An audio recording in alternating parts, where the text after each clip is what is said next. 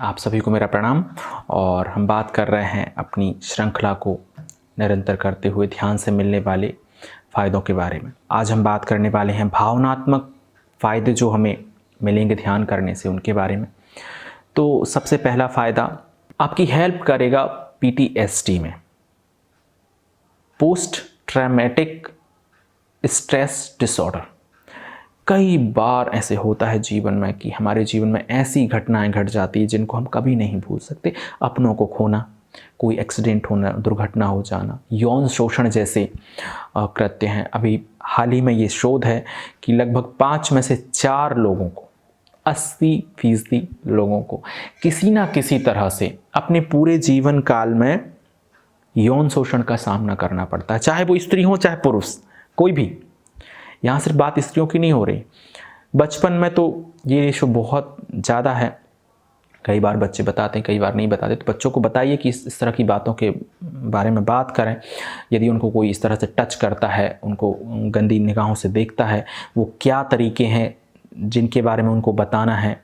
यदि उनके किसी तरह के प्राइवेट पार्ट्स को टच किया जाता है तो ये बात वो माता पिता से साझा करें। माँ अपने बच्चों, लड़का लड़कियों को तो सिखाएं, लड़कों को भी ये बताना है क्योंकि उनके साथ भी ये होता है। तो जीवन में कई बार इससे हम उभर नहीं पाते। ये किसी की पूरी ज़िंदगी को तबाह कर सकता है। तो हमें गौर से समझना है कि इससे भी बाहर निकलने में मदद करता है। कोई घटना हो गई है जीवन में और अब हम उसमें उलझ कर रह गए हैं, वो हम उसके पार नहीं जा पा रहे हैं, मन का एक हिस्सा उसको पकड़ के बैठ जाता है, तो हमें उससे निकलने में भी हेल्प करता है। अगला हमारा है क्योर फोबियाज। कई तरह के फोबिया होते हैं। मैं ऐसे बहुत सारे लोगों को जानता हूं जिनके मेरे पास फ़ोन आते हैं, जिनको अचानक ही मौत का डर सताने लगा।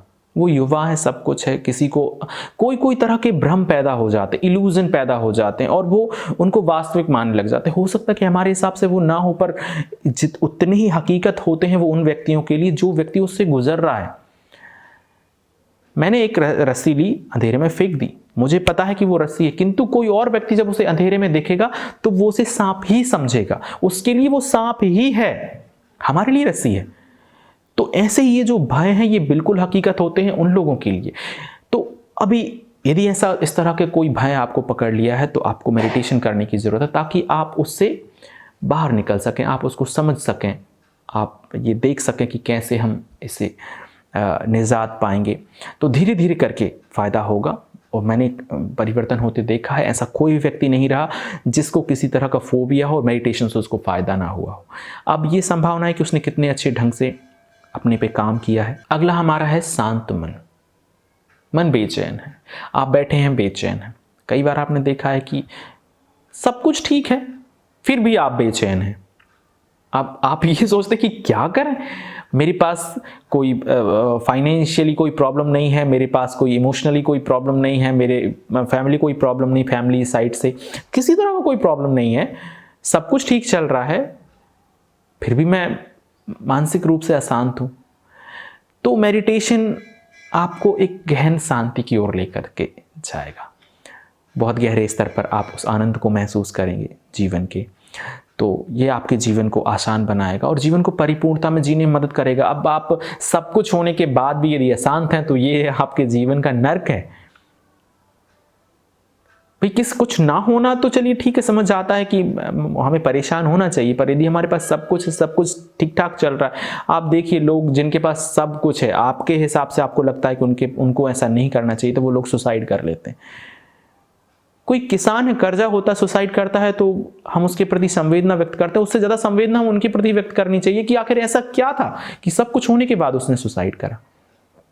तो इस तरह के थॉट्स तक लोगों के मन में आने लगते हैं। बेचैनी, सब कुछ होने के बाद वाली बेचैनी भी। अब कहाँ जाए, अब क्या करें, कुछ कमी होती तो पूरी कर लेते, अब तो कुछ कमी भी नहीं जीवन में। ऐसे बहुत सारे लोग हैं। मैं अभी एक हाल ही में एक इंटरव्यू देख रहा था, बहुत रईस हैं भारत के, शायद तीसरे चौथे रईस इंसानों में से एक हैं। उन्होंने एक इंटरव्यू में बोला कि मैंने इतना पैसा कमाया और उस सारे पैसे पे मेरे बच्चे और मेरी बेटियां और उनके जो पति हैं वो मज़े कर रहे हैं, मैंने पूरा जीवन इसके लिए निकाल दिया। अब आप क्या करो, कितनी बेचैनी। उसके पास किसी चीज़ की कमी नहीं, सुख सुविधाएं संसाधन, पर मन में कहीं किसी कोने में कुछ बाकी रह गया, वो रह गया ध्यान बाकी, वो रह गया आध्यात्म बाकी। अगला है फियरलेस माइंड। हम एक ऐसे मन का निर्माण करते हैं जो है भय से मुक्त। आप जीवन को तभी संपूर्णता में जी सकते हैं, पूर्णता में जी सकते हैं, जब आप किसी भी तरह के भय से मुक्त हो जाएं। आज हर कोई व्यक्ति भय में जी रहा है, किसी ना किसी तरह के। आप यदि सोचेंगे, आप लिखेंगे कि भाई मुझे किस किस चीज़ का भय है, तो आप देखेंगे कि आप भी, हर कोई व्यक्ति भय से ग्रस्त है। इसी वजह से हम जीवन को पूरे आनंद में नहीं जी पा रहे हैं, और इसके लिए आपको प्रयोग करने पड़ेंगे अपने जीवन में। आपको इन अनजाने भयों से मुक्त होना पड़ेगा। उनको लिखिए कि क्या क्या भय है और आखिर ये क्यों है। ये तो वास्तविक ही नहीं, कुछ भय तो वास्तविक ही नहीं है, बेकार में ही हम उनके बारे में चिंता करते हैं। तो ध्यान हमें उन सारे तरह के भयों से मुक्त करता है, एक हमारा ऐसा मन बनाता है जो फियरलेसनेस जिसमें है, और फिर आप एक पूर्ण व्यक्तित्व इंसान होते हैं। आप ठीक तरह से जीते हैं, आपको कोई बेवकूफ़ नहीं बना सकता। कई बार भय दिखाकर आपको बेवकूफ़ बनाया जा रहा है। आज एक एनवायरनमेंट है समाज में, लोगों को धार्मिक तरीके का भय दिखाकर कि तुम्हारा धर्म खतरे में है। हजारों साल बीत चुके तब खतरे में नहीं आया, अभी ये कुछ साल से खतरे में आ गया। तुम्हारा जीवन खतरे में है, क्यों खतरे में है भाई? तो इस तरह के भयों को आपके ऊपर लाद दिया जाता है और आपकी सोचने की क्षमता को छीन लिया जाता है। अब आप उसी एंगल में सोचते हैं। इंसान भेड़ बकरियों से ज्यादा नहीं रह गया है। कोई एक व्यक्ति जो थोड़ा सा आपसे बुद्धि में तेज है, वो आपको खदेड़ रहा है। एक व्यक्ति सारे देश को बेवकूफ बनाए पड़ा है, एक व्यक्ति सारी दुनिया को बेवकूफ बनाए पड़ा है, एक व्यक्ति वहां कुछ फैसला लेता है और हजारों लाखों लोग गाजा में मारे जाते हैं। कुछ एक बुरे लोगों को तुम्हारी दुश्मनी थी उनसे, तुमने उनकी वजह से ना जाने कितने हजार लोगों को, कितने लाख लोगों को तुमने बलि का बकरा बना दिया। तुम्हें गौर से समझना होगा।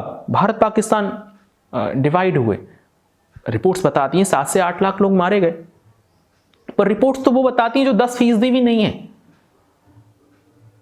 करोड़ों लोग मारे गए, नरसंहार इतने बड़े स्तर पर हुआ। तो हमें गौर से समझना पड़ेगा कि एक व्यक्ति आपको बेवकूफ़ ना बना दे। आपको इससे बाहर आना पड़ेगा, आपको अपनी सोच विकसित करनी पड़ेगी, भयों से मुक्त होना पड़ेगा।